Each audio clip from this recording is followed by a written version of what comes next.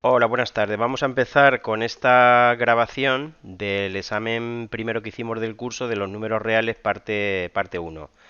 Ya sabéis que los números reales lo vamos a dividir en dos partes. En esta primera parte, que entraría, como bien sabéis, hasta la notación científica, vamos a empezar con la primera de las preguntas. La primera de las preguntas yo creo que es bastante fácil, hay que tener claro, hay que tener cómo se estructuran los números reales, que sabéis que fundamentalmente se dividen en dos partes. La parte de la derecha, que sería el conjunto de los números irracionales, frente a la parte de la izquierda, que es el conjunto de los números racionales, ¿vale?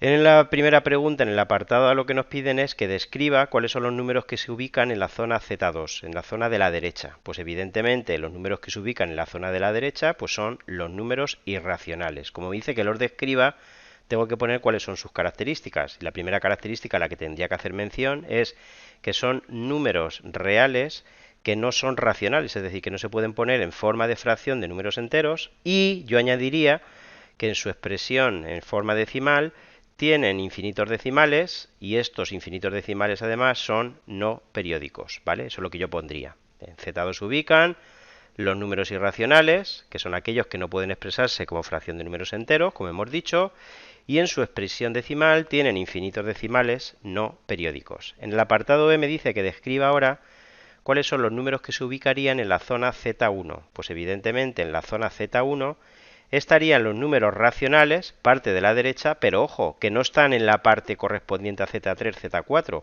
que son los enteros. Por lo tanto, en la zona Z1 se encuentran los números racionales que no son enteros. Por decir alguna característica más, yo añadiría que son aquellos números que en forma decimal son decimales exactos o periódicos.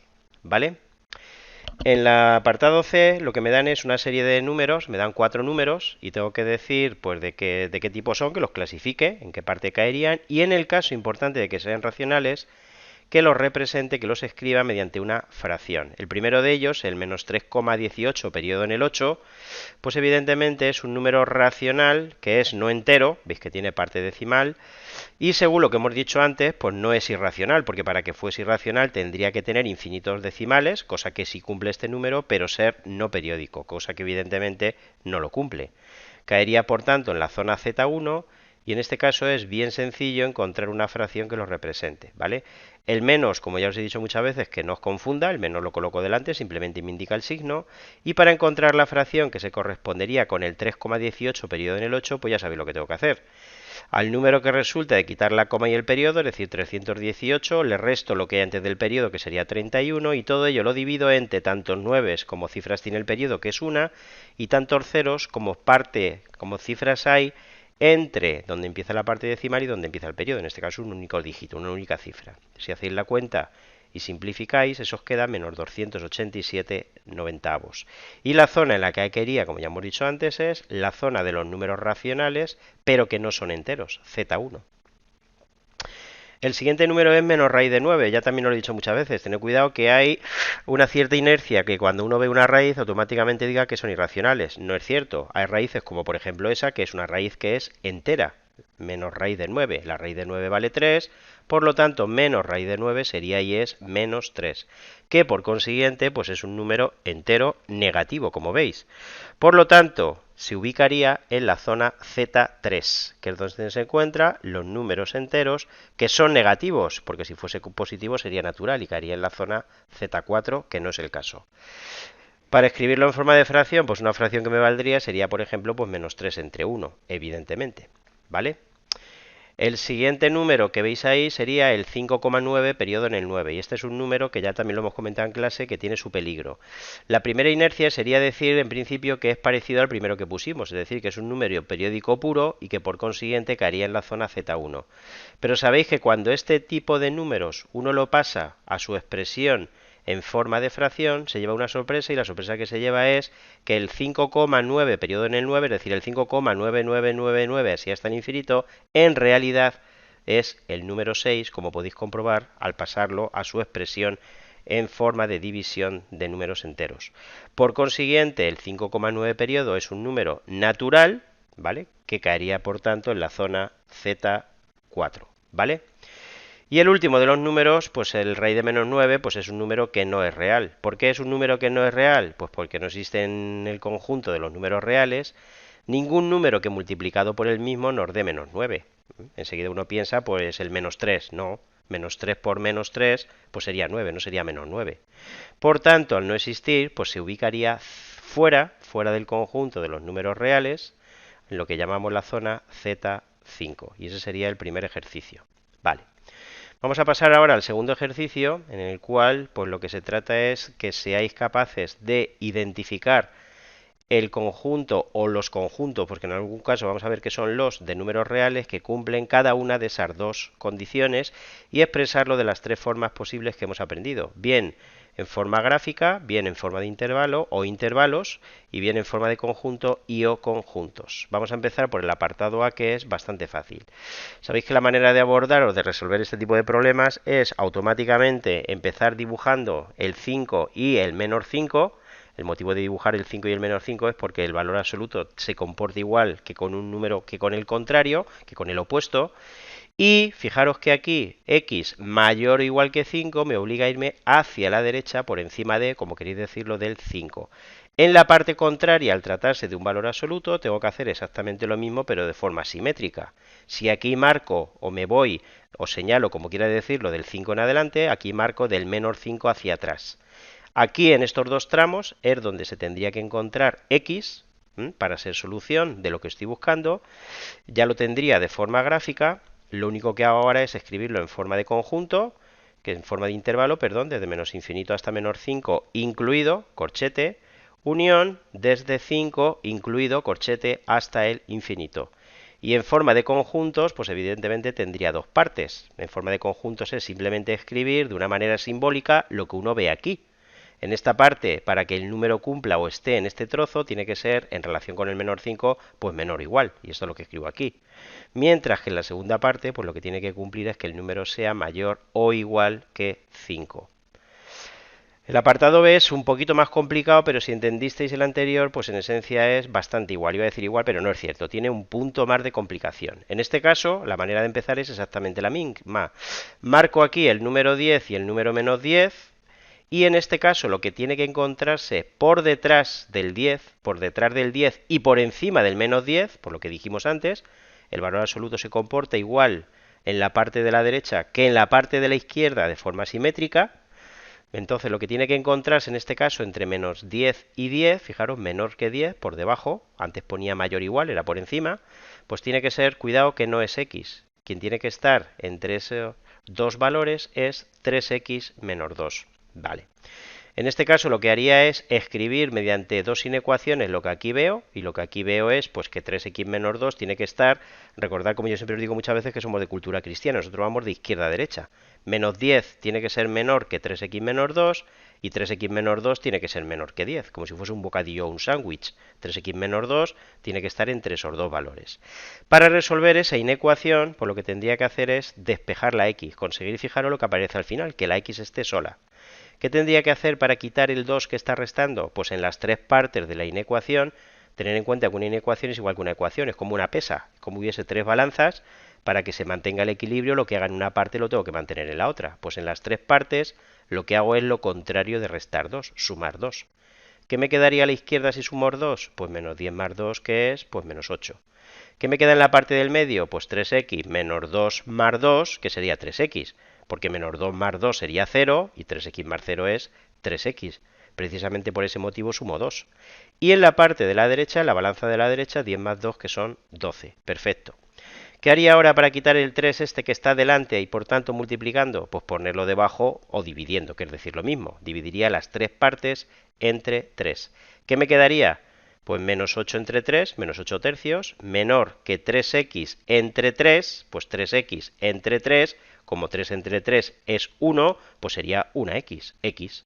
Y a la derecha, 12 entre 3, que es 4. Y ya prácticamente habría terminado. Ya tengo aquí determinado los números que cumplen la condición. Los números que cumplen la condición, pues lo que hago ahora es representarlo en forma de intervalo. El intervalo que va, como veis, desde menos 8 tercios hasta 4. Esta sería la solución gráfica. En forma de intervalo, pues menos 8 tercios 4, y en forma de conjunto, pues fijaros que es casi lo que aquí tenía escrito. ¿vale? Aquí sobraría un menos. No, no, perdón, desde menos 8 tercios, menor que x, menor que 4. Estaría bien, ¿vale?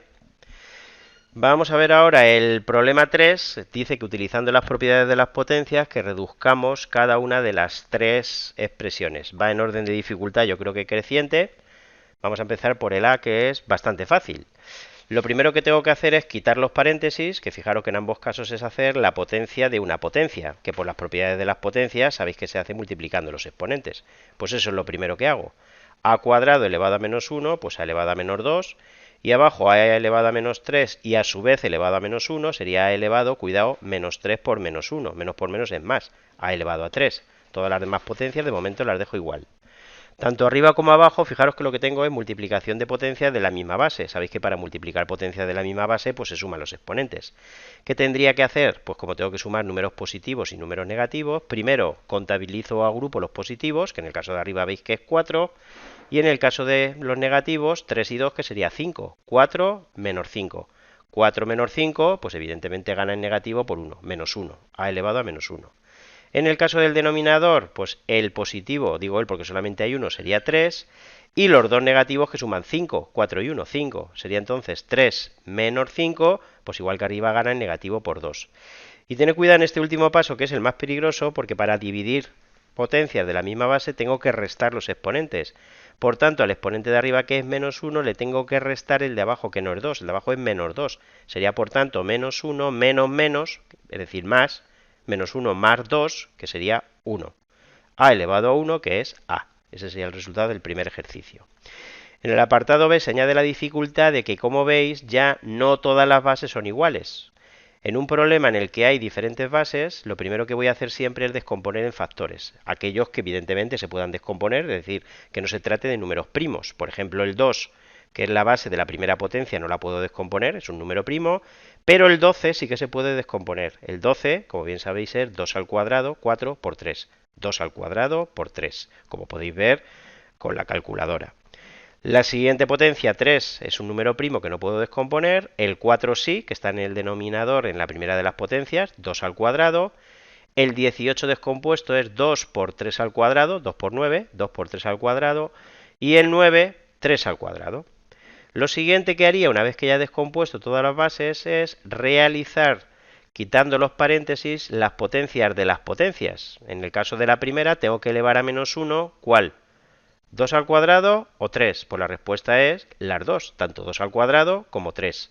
Si elevo a menos 1 me quedaría 2 elevado a menos 2, no olvidéis que se multiplican los exponentes, y el 3 lo tengo que elevar también al menos 1. Análogamente abajo me quedaría 2 elevado a menos 2, 2 por menos 1, aquí me quedaría 2 elevado a menos 1 y 3 al cuadrado elevado a menos 1, 3 elevado a menos 2.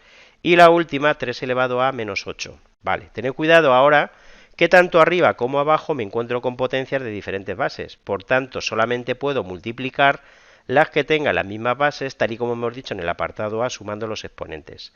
En el caso de arriba me quedaría 2 elevado a menos 3 por 2 elevado a menos 2, que sería 2 elevado a menos 5, menos 3 y menos 2 es menos 5, y 3 me queda 3 elevado a menos 1 por 3 elevado a 4, que sería 3 elevado a 3, 4 menos 1. En el denominador 2 me quedan 2 elevado a menos 2 por 2 elevado a menos 1, que sería 2 elevado a menos 3, menos 2 y menos 1, y 3 me quedan menos 2 y menos 8, que es menos 10.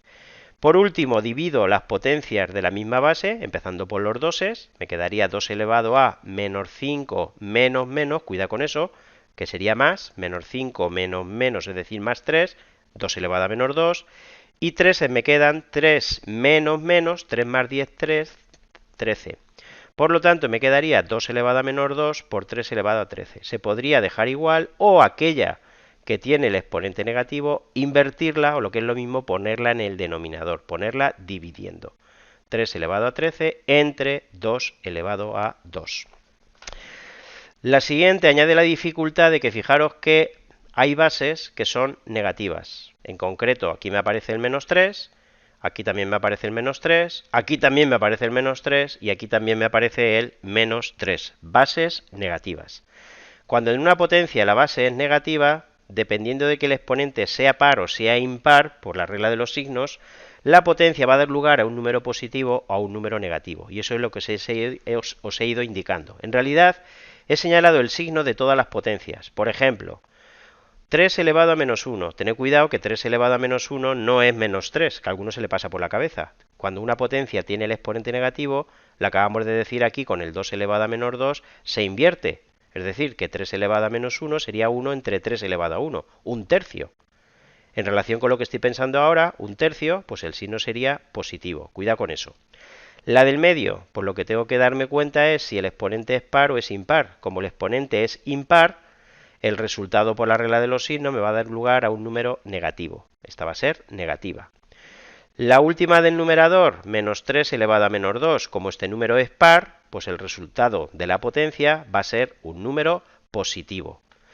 La primera de abajo, pues como el exponente es impar, va a dar lugar a un número negativo. 3 elevado a la cuarta, evidentemente que va a ser un número positivo. Y menos 3 elevado al cuadrado, pues igual, como el exponente es par, va a dar lugar a un signo positivo. Una vez que ya tengo aquí puesto arriba determinado todos los positivos y todos los negativos, por la regla de los signos, calibro, deduzco, veo cuál va a ser el signo de la fracción. En numerador, yendo por partes, pues fijaros que me queda más por menos, menos, y menos por más, que es menos. El numerador me queda negativo. El denominador, pues menos por más que es menos por más que es menos. Por tanto, cuando divida un número negativo que me queda en el numerador entre otro negativo, pues el resultado va a ser positivo. Por eso aquí no antepongo el signo menos. Una vez que ya he calibrado que la fracción va a ser positiva, lo que hago ya es quitar todos los signos negativos que iban en las bases. ¿Qué es lo que he hecho? Aquí ya no pongo el menos, aquí ya no pongo el menos, aquí ya no pongo el menos y aquí ya no pongo el menos. ¿Por qué ya no pongo los signos? Porque ya he calibrado antes el signo de la fracción. Y una vez que ya llego aquí, pues este ya es igual que el apartado A. Arriba me quedaría 3 elevado a menos 4, entre abajo 3 elevado a 3 como veis, y por último divido restando los exponentes, menos 4 menos 3, que sería menos 7. Y volvemos a repetir por tercera vez en el mismo ejercicio, que cuando una potencia tiene el exponente negativo, la puedo poner como la inversa de la misma potencia, es decir, 1 dividido entre la misma potencia, pero con el exponente positivo. Y ese sería el resultado que yo daría. Cualquiera de los dos me valdría o lo daría como válido. Pasamos al cuarto, que yo creo que es bastante fácil, en el cual hay que realizar las siguientes operaciones, dice, y da importante el resultado en notación científica. Importante que no se me olvide que el resultado tiene que venir en notación científica. Vale. Vamos a empezar por la primera, que es una multiplicación. Lo primero que tengo que tener claro es que por la propiedad asociativa, cuando uno tiene que multiplicar, en este caso, cuatro cosas, fijaros que tendría que multiplicar 2,34 por 10 elevado a menos 6, por 5 y por 10 elevado a menos 3, por la propiedad asociativa la puedo hacer en el orden que a mí me interese, en el que a mí me apetezca. Pues yo lo que hago siempre es coger primero los números y en segundo lugar dejo las potencias, que siempre en notación científica van a ser potencias de 10. Lo siguiente que hago es multiplicar los números, que es lo que queda aquí, 11.7, y después multiplicación de potencias de la misma base, que sería 10 elevado a menos 9. Y una vez que llego aquí, tened cuidado porque me pide que tengo que dar el resultado en notación científica. Lo tengo casi, lo único es darme cuenta de que el 11,7 es 1,17 por 10 elevado a 1, como veis. 1,17 por 10 elevado a 1, evidentemente que es 11,7.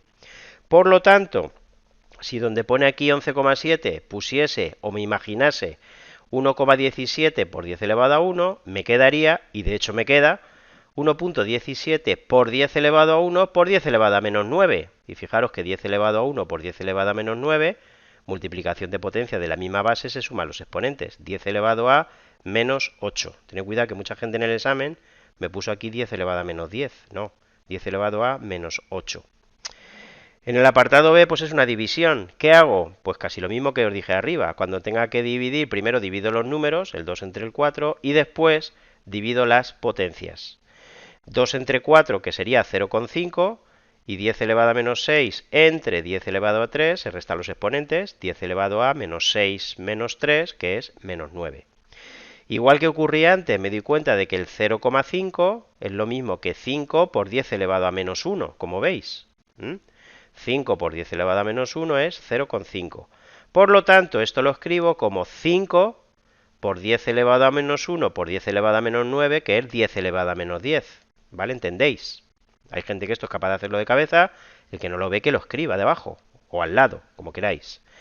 Y el último de todos, el C, pues tengo que sumar dos números científicos en los cuales, como veis, tienen diferentes exponentes, es decir, que no son de la misma dimensión, de la misma magnitud. Bien, ¿qué es lo que tengo que hacer? Pues yo lo que hago es siempre expresarlo en términos de la potencia más pequeña. Cojo el 10 elevado a 9, como he puesto aquí debajo, 10 elevado a 9 es lo mismo, evidentemente, que 10 elevado a 7 por 10 elevado a 2. Veis que evidentemente es lo mismo, ¿no? ¿Qué es lo que hago? El primero, como veis, lo dejo tal cual, y el siguiente lo que hago es el 2 lo multiplico por el 10 al cuadrado, que sería 200, y el 10 elevado a 7 lo dejo igual, ¿vale? ¿Me seguís?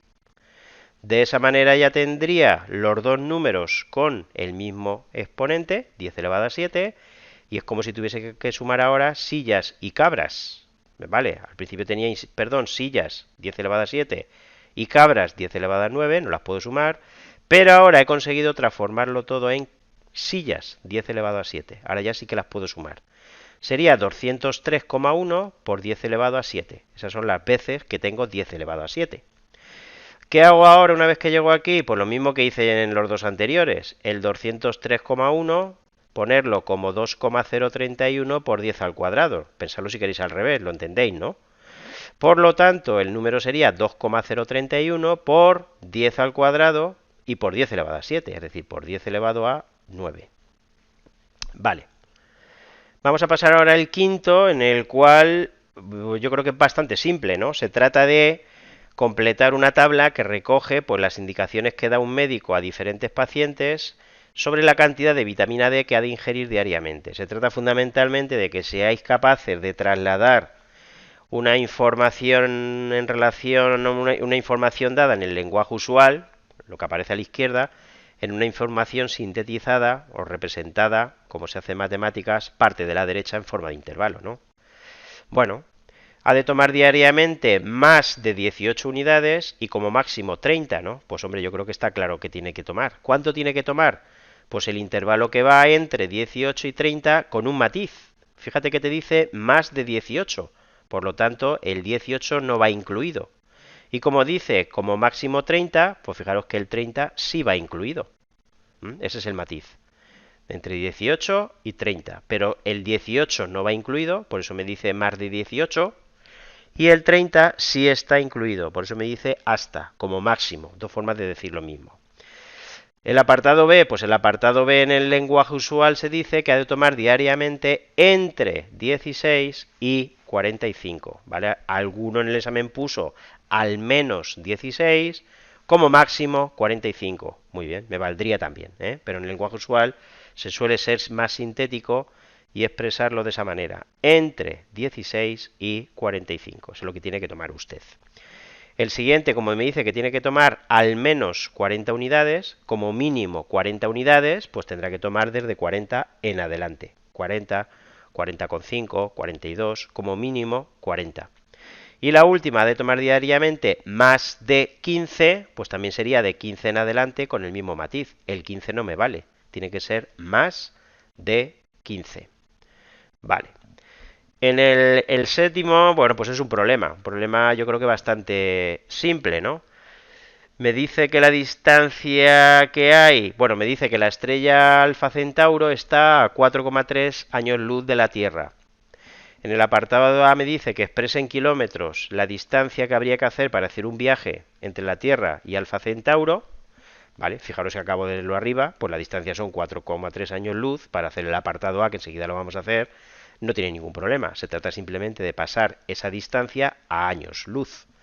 En el apartado B me dice que si una nave espacial viajase a una velocidad del sonido, te lo pone ahí, 343 metros por segundo, perdón, ¿cuántos segundos tardaría en recorrer esa distancia? Y también me pregunta cuántos años. A ver, solamente hay un matiz que alguien lo preguntó en el examen. Dice, expresa en kilómetros la distancia de un viaje entre la Tierra y Alfa Centauro, entendiendo solamente la ida. No es un viaje de ida y vuelta. Si fuese un viaje de ida y vuelta, pues en vez de 4,3 años luz sería el doble, serían 8,6. Pero es un viaje entre la Tierra y Alfa Centauro solo de ida. El que fuese de ida y vuelta no complicaría en exceso el problema. Alguien lo preguntó, no recuerdo bien, pero es solamente la ida. Vale. Para hacer el apartado A, pues poca complicación tiene, casi llega a que lo dijimos antes, ¿no? Los 4,3 años luz, utilizando la equivalencia que me da en el propio problema, pues lo que hago en primer lugar es pasarlo a metros. El factor de conversión que tengo que utilizar es que un año luz lo tengo que poner abajo, ¿vale? Abajo, equivale a 9,46 por 10 elevado a 15 metros. Pero como me lo pide en kilómetro, utilizo un factor de conversión más para pasar de metros a kilómetros. Y el factor de conversión es evidentemente que 10 elevado a 3 metros equivalen a un kilómetro. De esa manera ya habría conseguido lo que me piden, pasar de años luz a kilómetros. Si cogéis la calculadora, eso queda 4,0678 por 10 elevado a 13 kilómetros. A ver, alguno lo redondeó a dos decimales. Yo sinceramente, viendo que es un número en el que la parte que va delante de la potencia solamente tiene 4 decimales, yo no redondearía, ¿no? Pero bueno, el que redondeó a dos decimales, pues evidentemente tendría que poner 4,07, no 0,6, 4,07 por 10 elevado a 13 kilómetros y la respuesta pues también sería válida. Bien, me dice ahora que en el apartado B que si una nave espacial viajase a una velocidad del sonido, 343 metros por segundo, que cuánto tiempo en segundos tardaría en recorrer esa distancia. Bueno, alguno hemos hecho parecido, ¿no? El truco es siempre poner o entender lo que significa este 343 metros por segundo. Yo creo que todo lo entendéis. O como cuando voy en un coche y dice mi padre, pues voy a 120 kilómetros por hora. ¿Entendéis lo que significa eso? Significa que para recorrer una hora voy a tardar 120 kilómetros. O dicho al revés, que para que recorrer 120 kilómetros o en recorrer 120 kilómetros tardo una hora. Pues eso voy a escribir aquí. En un segundo recorro 343 metros. Alguien preguntaría, ¿y no podría escribirlo al revés? Que para recorrer 343 metros tardaría un segundo. Pues lo podría recorrer, pero fijaros que no me interesa eso porque no me preguntan ni la distancia, me preguntan el tiempo. Por eso yo pongo en la parte superior aquella magnitud, en este caso el tiempo, que es sobre la que me preguntan. Ese es el único matiz. No tendría más importancia, os atascaríais. De hecho, creo que hicimos uno en clase que cometimos el error de escribirlo al revés, no pasa nada. Pongo que en un segundo recorro 343 metros y lo siguiente que voy a hacer es, pues bueno, ¿qué distancia es la que tengo que recorrer? Pues la distancia que tengo que recorrer es la que obtuve en el apartado A, que fijaros que viene en kilómetros. Por lo tanto, lo primero que voy a hacer es esto, 343 metros, mediante este factor de conversión que ya utilicé antes, pasarlo a kilómetros. Fíjate que los metros como están arriba, ahora los tengo que poner arriba los metros. Perdón, como aquí están abajo, aquí los pongo arriba. 10 elevado a 3 metros equivalen a un kilómetro. Vale. Y lo siguiente que tengo que hacer es poner el factor de conversión que voy a utilizar en relación con la distancia que tengo que recorrer. Para hacer un viaje, que es lo que me piden, tengo que recorrer, como estuve en el apartado A, 4,0678 por 10 elevado a 13 kilómetros.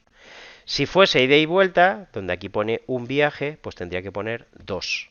Para hacer dos viajes, la ida y la vuelta, pues tendría que hacer 4,0678 por 10 elevado a 13 kilómetros. Para hacer dos viajes tendría que poner el doble, arriba un 2, 2 por, ¿vale?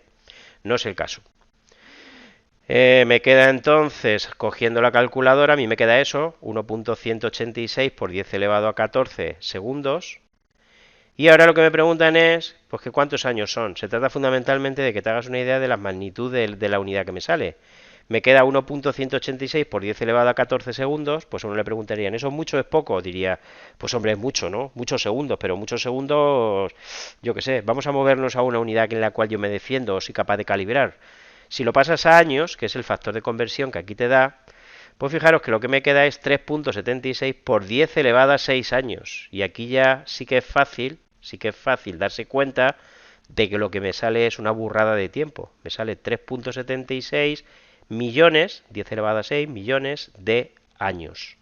Es decir, 3,76 millones de años es lo que tardaría una nave yendo a la velocidad de la luz, perdón, a la velocidad del sonido. Ojalá pudiésemos ir a la velocidad de la luz, a la velocidad del sonido, en ir desde la Tierra hasta Alfa Centauro. ¿Sería viable entonces ir a la velocidad del sonido? Pues no, evidentemente. Vale.